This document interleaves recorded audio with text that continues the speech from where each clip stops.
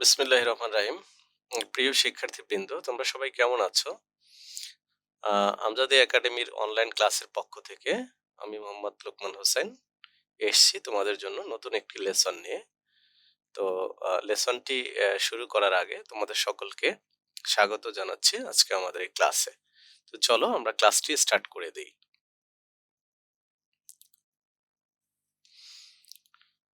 তোমরা প্রথমে কতগুলো উদাহরণ লক্ষ্য করো। I don't like ice cream. Do you play football? Why does he come here? I do want to go. He did join the meeting. আমি এখানে 5টি উদাহরণ লিখেছি এবং এখানে আমি ইয়েলো কালারে ডু এবং ডাজকে মেনশন করেছি।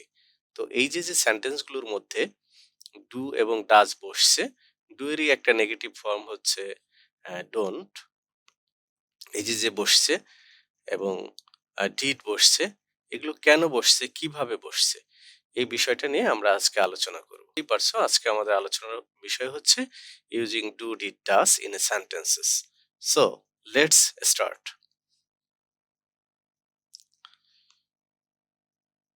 আমরা ফার্স্টলি জানবো যে ডু, ডিড, ডাজ বসে হলো একটা বাক্যকে নেগেটিভ করার জন্য।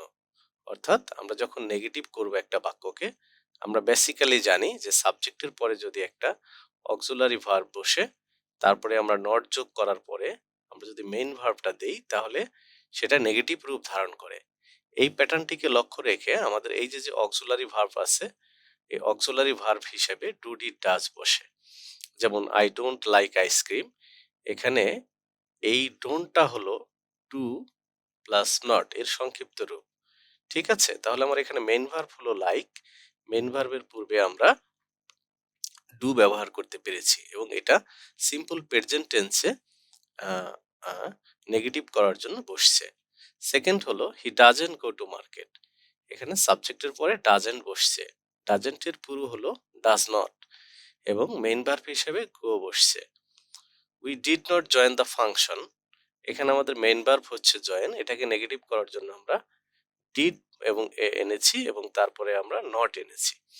তো এই যে এগুলো আমরা করলাম, এগুলো কিন্তু মেইন ভার্বের পূর্বে ডু নট, ডাজ নট এবং did not, does not, do not এগুলো বসছে। তো এখন এখানে একটা টেন্সের ব্যাপার থেকে যায়। তো এই জন্য আমাদের এই চ্যানেলে টেন্সের একটা ভিডিও আছে, তোমরা আশা করি সেটা দেখলে এই সম্পূর্ণ বিষয়গুলো আরো ক্লিয়ার হয়ে যাবে। ঠিক আছে, তাহলে আমরা নেগেটিভ করার জন্য সাবজেক্টের পরে অক্সিলারি ভার্ব হিসাবে টেন্স ও পার্সন অনুযায়ী ডু, ডাজ এবং ডিড ব্যবহার করতে পারি। আমরা ডু এবং ডাজ ব্যবহার করব সিম্পল প্রেজেন্ট টেন্সে এবং ডিড ব্যবহার করব পাস্ট সিম্পল টেন্সে। যখন আমরা ডিড ব্যবহার করব তখন কিন্তু ভার্বের আবার প্রেজেন্ট ফর্ম হয়ে যাবে। ঠিক আছে, চলো আমরা সেকেন্ড স্টেপে চলে যাই। সেকেন্ড স্টেপ হলো আমরা যখন কোনো প্রশ্ন তৈরি করব, কোশ্চেন তৈরি করব এবং সেই কোশ্চেনটার উত্তর ইয়েস নোতে দেওয়া যায়, তখন আমরা সাবজেক্টের আগে টেন্স ও পার্সন অনুযায়ী ডু, ডিড, ডাজ আনবো। যেমন do you take tea, does he like fish, did they join the class. Okay, আমরা আগেও বলেছি যখন ডিড আনবো তখন কিন্তু মূল ভার্বটা কি হয়ে যাবে, ওয়ান ফর্মে চলে যাবে, প্রেজেন্ট ফর্মে চলে যাবে। আশা করি তোমরা বুঝতে পেরেছো। এখন তোমাদের যদি প্রশ্ন থাকে যে স্যার ইয়েস নো কোশ্চেনের প্যাটার্ন কি হয়, এটা আমাদের সেন্টেন্স অধ্যায়ে আরো ডিটেলস আমি আলোচনা করব। যারা এই ইয়েস নো কোশ্চেনের ধারণা আছে তোমাদের, তারা এই ডু, ডিড, ডাজের ব্যবহারটা করতে পারবে আশা করি। চলো আমাদের 3 নম্বর কাজ হচ্ছে টু অ্যাভয়েড রিপিটেশন। তো এই বিষয়টা তোমরা একটু ভালো করে লক্ষ্য করো। শি সিংস ওয়েল, দেখো সে ভালো গান করে। এখন আমি বললাম ইয়েস, সে তো ভালো গান করেই, তাহলে এই যে সিংস কথাটা আমি আরেকবার ব্যবহার না করে ডাজ ব্যবহার করলাম। যেহেতু এখানে থার্ড পারসন সিঙ্গুলার, সেহেতু ডাজ হয়েছে। ইয়েস শি ডাজ, হ্যাঁ সে ভালো গান করে। এই সিংসটাকে আমরা রিপিট না করে আমরা ডাজ ইউজ করলাম। ঠিক তেমনি she likes cake and so do you, এটা ইন্টারোগেটিভ করার জন্য আমরা বললাম শি লাইকস কেক, সে কেক পছন্দ করে। তুমি কি পছন্দ করো? তাহলে তুমি কি কেক পছন্দ করো? ডু ইউ লাইক কেক, এটা না বলে আমরা ডু ইউ লাইক না বলে শুধু ডু ইউ, অর্থাৎ মূল ভার্বটাকে আমরা রিপিট করলাম না। Second, do you know him? Yes I do. প্রশ্ন হচ্ছে তুমি কি তাকে চেনো? আমি উত্তরে বললাম ইয়েস আমি তাকে চিনি। তাহলে আমি তাকে চিনি এটাকে যদি আমরা পুরোটা বলতে চাই তাহলে হতো ইয়েস, ইয়েস এরকম হতো, ইয়েস আই নো হিম। কিন্তু আমরা আই নো হিম না বলে, এই পুরোটাকে না বলে আমরা বললাম ডু। তাহলে আমরা এই নো হিমটাকে ডু দিয়ে রিপিট না করে আমরা শুধু ডু ব্যবহার করে বলে দিতে পারলাম। এবার চলো আমরা একটা মজার লেসনে চলে যাই। হ্যাঁ, ৪ নাম্বার হচ্ছে ফর এমফেসিস, আমরা গুরুত্ব দেওয়ার জন্য ডু ব্যবহার করি এবং এই ভার্বটা কিন্তু আমার কাছেও একটু অদ্ভুত লেগেছে, তাই না? আশা করি তোমাদেরও ভালো লাগবে বিষয়টা। চলো আমরা একটু এটা এক্সারসাইজ করে দেখি। যেমন একটা সংলাপ দিয়েছি আমি এখানে, সংলাপটা বস বলছে don't you join the office.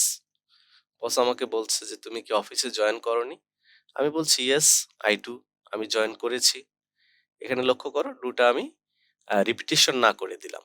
এখন বস বলছে no you are a liar, না তুমি মিথ্যাবাদী, তুমি জয়েন করনি। কিন্তু আসলে আমি অফিসে জয়েন করেছিলাম।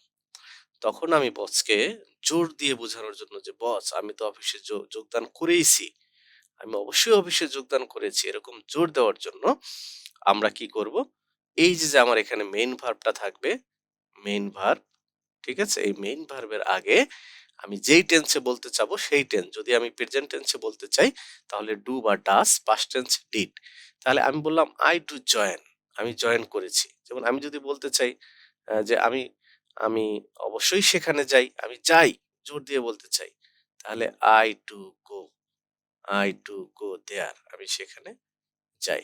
আমি বলতে চাই আমি মাছ তো পছন্দ করিই করি, তাহলে আমি বলতে চাই কি আই ডু লাইক ফিশ। ওকে, তাহলে বন্ধুরা তোমরা খুব অদ্ভুত না? একটা মেইন ভার্ব আবার একটা মেইন ভার্ব, মানে একটা মেইন ভার্বকে আমরা আরো জোর দেওয়ার জন্য, আরো জোরালো করার জন্য সেখানে আমরা এই ডু ডিড ডাসটা ব্যবহার করতে পারি। আমি যখন এটা শিখেছি আমার কাছে খুব মজা লেগেছে, আশা করি তোমাদেরও মজা লাগবে। এবং আরেকটা উদাহরণ লক্ষ্য করো, you didn't buy a car yesterday. হ্যাঁ, যে তুমি বলতেছে, ফ্রেন্ড বলতেছে you didn't buy a car yesterday, you are unable to buy a car. তুমি তো গতকাল গাড়ি কেনোনি, তুমি তো গাড়ি কিনতে অক্ষম, বললো। তখন আমি কিন্তু গাড়ি কিনেছিলাম গতকাল, তখন আমি কি করব? আমি তো তাকে জোর দিয়ে বলবো যে হ্যাঁ আমি তো গতকালকে গাড়ি কিনেই ছিলাম, এরকম জোর দিয়ে বলতে চাবো। তাহলে এই যে কেনাটা হলো বাই, তার আগে আমি একটা ডিড বসিয়ে দিলাম। এখন ডিড কেন বসালাম? এটা সিম্পল পাস্ট টেন্সে আসে বলে যে আই ডিড বাই এ কার, যে আমি তো তাকে সাহায্য করেছিলাম। তখন আমি কি বলবো? হ্যাঁ, আমি জোর দিয়ে বলতে চাই I did help him, I did help, I did help him. আচ্ছা, আমি বলতে চাই যে আমি তো স্কুলে উপস্থিত ছিলাম, প্রেজেন্ট ছিলাম, ঠিক আছে? তাহলে কি I I did attend the class, আমি ক্লাসে অ্যাটেন্ড ছিলাম, অ্যাটেন্ড দ্য ক্লাস, আমি জোর দিয়ে বোঝাচ্ছি। কি তোমাদের মজা লেগেছে না? তোমার বন্ধুকে যদি বলতে চাও যে আমি তো অবশ্যই সেখানে গিয়েছিলাম, তাহলে কি বলবে? I did go, I did go there.